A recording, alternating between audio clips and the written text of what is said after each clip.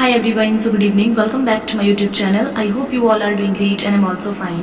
So मैंने आपको पिछले टॉपिक में API कैलकुलेशन बहुत ही सिंपल तरीके से बताई थी और मैंने आपको कल बोला भी था पिछले टॉपिक में कि मैं आपको पूरी डिटेल में वीडियो बनाऊंगी। पहले आपको वो समझना जरूरी थी, बिल्कुल सिंपल कैलकुलेशन थी वो। तो आज हम स्टार्ट करेंगे। आपको मैंने पिछले टॉपिक में बताया है कि जो आपका एपीआई होता है, एपीआई क्या होता है? Active pharmaceutical ingredient. वो एपीआई आपके ऐसे इंग्रेडिएंट्स, ऐसा एक इंग्रेडिएंट होता है जो आपकी जो टैबलेट होती है, टैबलेट में जो मेन रोल रहता है वो एपीआई का ही रहता है। अगर आप पैरासीटामोल टैबलेट खाते हो तो उसमें जो पैरासीटामोल होता है वो एपीआई है।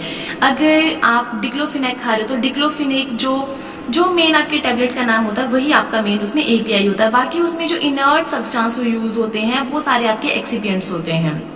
तो देखो, जो आपका एपीआई होता है वो आप ऐसे नहीं कि अगर आपकी किसी टैबलेट में 10 mg बताया हुआ है तो आप उसको 10 की जगह 11 ले रहे हो। नहीं, वो एक बहुत ही प्रिसाइज क्वांटिटी होती है। प्रिसाइज क्वांटिटी ही हम लेते हैं क्योंकि इसकी जो कैलकुलेशन होती है वो भी बहुत ही ज्यादा क्रिटिकल कैलकुलेशन होती है। जब आप एपीआई कैलकुलेशन करते हो तो उसमें बहुत सारी चीजें हमें ध्यान में रखना पड़ती है। उसमें मॉइस्चर कंटेंट बहुत मेन रहता है, उसकी सॉल्ट के रिमूवल हो गया, फैक्टर कैलकुलेशन हम करते हैं, ये बहुत ही इंपॉर्टेंट होता है। 3 स्टेप है, आपको मॉइस्चर कंटेंट भी देखना है, आपको सॉल्ट उसमें से रिमूव करना है, आपको फैक्टर कैलकुलेशन। सबसे पहले हम बात करेंगे अपने सॉल्ट रिमूवल से। तो जो सॉल्ट है, ये सॉल्ट कहाँ से आता है? देखो, जैसे आपने देखा होगा ना, मेटफॉर्मिन एक्सेल। तो metformin XL is equivalent to metformin. जो इक्विवेलेंट होगा तो इसमें HCl है। HCl means your salt form में है। जो सीटाग्लिप्टिन फॉस्फेट मोनोहाइड्रेट है तो इसमें जो सीटाग्लिप्टिन है इसके साथ जो फॉस्फेट मोनोहाइड्रेट है वो आपके पास सॉल्ट है।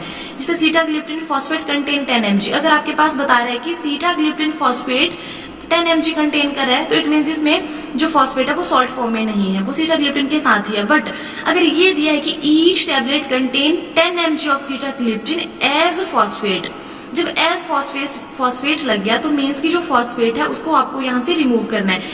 अब सॉल्ट की कैलकुलेशन, ये कैलकुलेशन बताने से पहले मैं आपको बताऊंगी जो सिंपल कैलकुलेशन हमने पिछले टॉपिक में मैंने आपको बताई थी। बहुत सिंपल है। बैग साइज आपके पास दिया होगा, जैसे 3 लाख का बैग साइज है, स्ट्रेंथ है 50 mg। मतलब कि आपकी जो एक टैबलेट है उसमें कितना जा रहा है आपका एपीआई? 50 mg जा रहा है। तो 3 लाख के लिए कितना जाएगा? बहुत इजी है, 3 लाख इंटू 50। ये जो आई क्वांटिटी, इसको डिवाइड कर दो। ये आपकी क्वांटिटी आई थी mg में।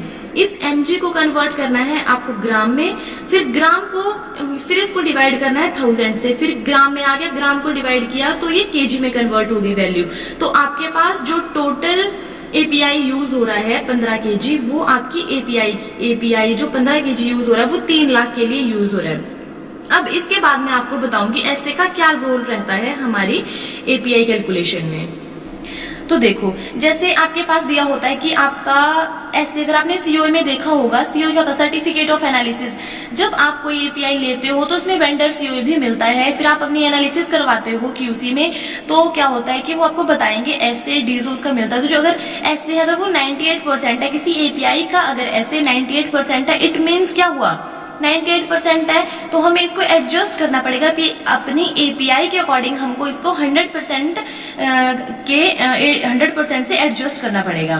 तो देखो, हमने पीछे देखा था कि 15 kg हमारे पास एपीआई आया था, बट इसका जो ऐसे है वो 98% है।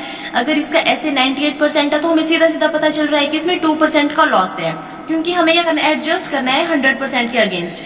तो देखो, इसमें 2% का लॉस पहले ही हो रहा है, बट हमें इसमें लॉस नहीं दिखाना, क्योंकि हमें, अगर आपकी जो टैबलेट है उसकी अगर सेल्फ लाइफ है 3 साल की है तो सोच लो अगर इसका ऐसे पहले ही डिग्रेड हो रहा है, अगर इसका पहले ही ऐसे 98% है तो अगर हम इसमें 15 kg एपीआई यूज करेंगे तो बाद में तो हमारा जो एपीआई ऐसे है वो और कम हो जाएगा, तब तो आपका जो प्रोडक्ट है वो स्टेबल ही नहीं रह पाएगा। तो देखो, हमें क्या करना है? इसको कंपनसेशन करना होता है, इसकी जो एडजस्ट करना है हमें 100% के अगेंस्ट। तो क्या हुआ? कैलकुलेशन करेंगे जब हम 100% के लिए तो बहुत ईजी है। 15 kg आपके पास एपीआई आया था तो 15 को डिवाइड कर दो 98 से, आपके पास 98 इसका ऐसे था इंटू 100। हम 100 के लिए कर रहे हैं तो आपके पास 15.306 kg एपीआई 100% के लिए है ना। जो एपीआई है उसके अकॉर्डिंग हमें 15.306 kg एपीआई हमारे पास लगेगा। ये हुआ आपके 98% ऐसे के अकॉर्डिंग। अब अगर मैं आपको बताऊं, स्टेप 2 है मॉइस्चर कंटेंट। तो मॉइस्चर कंटेंट में भी वैसा ही होता है। अगर आपके पास बताया कि 4% का इसमें मॉइस्चर है, 4% मॉइस्चर बताया हुआ है तो बहुत इजी। आपके पास था 15 kg तो 15 का 4% निकाल दो तो वो आ गया 0.6 kg, मतलब कि आपके पास सीधा सीधा 600 ग्राम का सीधा सीधा लॉस हो रहा है। तो क्या हुआ कि अगर देखोगे 600 ग्राम तो 15 में से सीधा 600 आप कम कर लो तो 14.400 हो गया। तो इसकी कैलकुलेशन कैसे करोगे आप? बहुत इजी है। 4% था ना, तो आप क्या करो, 4 को डिवाइड कर दो 100 से, इंटू कर दो 15, तो कितना आ गया आपके पास? आपके पास आ गया 0.6, मतलब आपके पास 600 ग्राम का सीधा सीधा लॉस हो रहा है। तो बस 15 केजी आपके पास था, उसमें 0.600 ऐड कर दो तो आपके पास आएगा 15.600 केजी। मॉइस्चर कंटेंट निकालना हो तो ये तरीका रहता है, जितना परसेंट आपके पास ऐसे होगा उसको डिवाइड कर दो 100 से, इंटू कर दो जितना आपके पास एपीआई यूज हो रहा है 15 केजी, तो आपके पास आएगा। मतलब कि इसमें अगर मॉइस्चर कंटेंट आपके पास 4% है तो आपको एक्स्ट्रा लेकर के चलना होगा 600 ग्राम। 15.600 केजी एपीआई इसमें यूज होगा टोटल। अब मैं आपको एक और कैलकुलेशन बताती हूँ जिसमें आप फैक्टर वगैरह जो लगाते हो, तो फैक्टर लगाने का जो फॉर्मूला होता है molecular weight of API with salt. जैसे मैंने आपको बताया सीटाग्लिप्टिन फॉस्फेट, जो इसमें फॉस्फेट है वो सॉल्ट फॉर्म में है। और एग्जांपल दे रही हूँ मैं सीटाग्लिप्टिन फॉस्फेट का आपको, जैसे मॉलिक्यूलर वेट लेना है आपको एपीआई विद सॉल्ट, जो सीटाग्लिप्टिन फॉस्फेट का मॉलिक्यूलर वेट होगा एपीआई के साथ वो लोगे आप, वो है 503.318 ग्राम पर ml, और डिवाइड करना है किससे? Molecular weight of API without salt, जो बिना सॉल्ट के होगा। मीन्स कि आपके पास सिंपल सीटाग्लिप्टिन है और यहाँ आपके पास सीटाग्लिप्टिन के साथ फॉस्फेट लगा हुआ है, तो बस जो एपीआई के साथ एपीआई विद सॉल्ट होगा वो था इतनी क्वांटिटी, और जो एपीआई विदाउट सॉल्ट है वो इतनी क्वांटिटी। तो आपके पास जो फैक्टर है वो आ गया 1.24। 1.24 फैक्टर जब आएगा तो आप क्या करोगे, जो आपके पास 15 केजी एपीआई था, 15 को इंटू कर दो 1.24 से जो फैक्टर आया था, तो आपके पास आ गया टोटल 18.6। आपको इतना एपीआई यूज होगा आपका जब आप फैक्टर लगाओगे। 18.6 is equivalent to 15 kg sitagliptin. जो 18.6 है वो इक्विवेलेंट है आपके 15 केजी सीटाग्लिप्टिन के। क्यों? क्योंकि इस पे जो फैक्टर है वो 3.6 केजी का इसमें फैक्टर लगा हुआ है। इसमें जो फॉस्फेट है वो 3.6 केजी एक्स्ट्रा है, इसमें 3.6 केजी आपको इसमें एक्स्ट्रा लेना पड़ेगा क्योंकि इसमें 3.6 केजी का फैक्टर लगा हुआ है। तो ये आपकी एपीआई कैलकुलेशन होती है। आई होप आपको आज का वीडियो अच्छा लगा होगा। अगर वीडियो अच्छा लगे तो वीडियो को लाइक करना, शेयर करना और चैनल को सब्सक्राइब करना ना भूले। Thank you so much.